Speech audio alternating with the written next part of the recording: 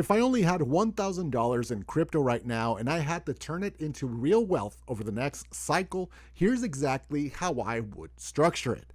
Now, this wouldn't be to get rich this month or to gamble or not even to chase any hype. This would be to survive and multiply, because $1,000 isn't small if you treat it correctly.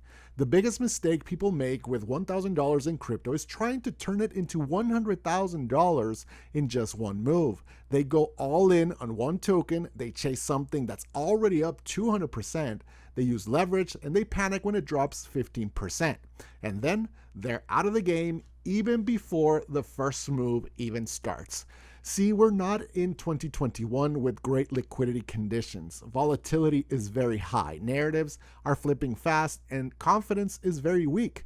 Capital, very tight as well. In this market, survival is the edge. So here's how I would structure $1,000 if I was serious about building wealth over time. First, foundation.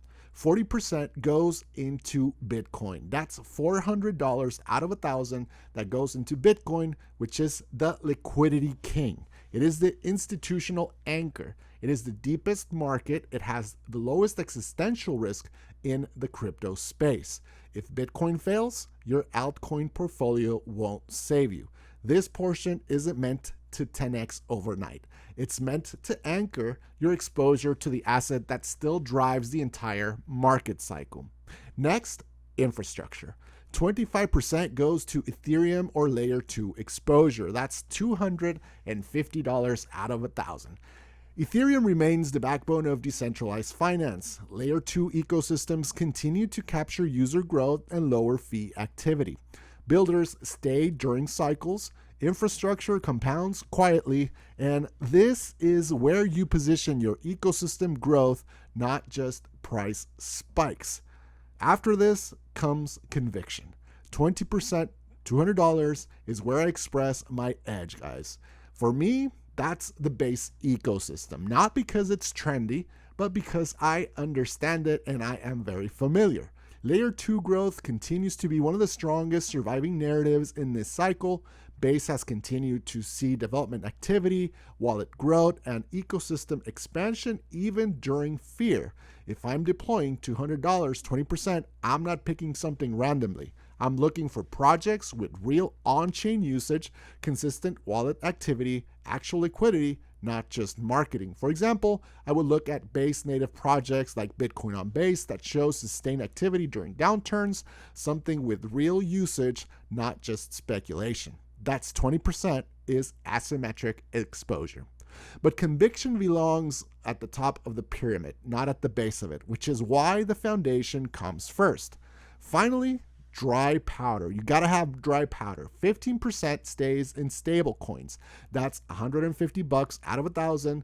This is not boring money, guys. This is optionality. This keeps your options alive. This allows you to buy dips without panic. It protects your psychology. It prevents you from going all in too early. The ability to buy when others panic is an amazing weapon.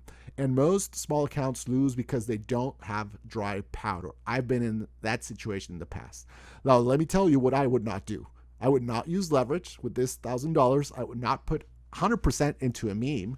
I would not deploy the entire $1,000 in one day, and I would not chase green candles. And I would not, definitely not, copy influencers blindly. Small accounts don't die from bad coins. They die from bad sizing. If losing $1,000 would stress you out, you shouldn't be investing at all. Position sizing is more important than conviction. Remember that, because conviction without structure is just hope and you're just gambling. Here is the bigger truth, guys. $1,000 won't change your life overnight, but the habits you build with $1,000 will determine what happens when it comes to turn into 10,000 and then 50,000. This market rewards discipline more than aggression. It rewards patience more than prediction. And if I had to turn $1,000 into real wealth in this market, I wouldn't gamble it. I would structure it. I am Beto, guys. Hope you enjoyed this video. Come back whenever you want.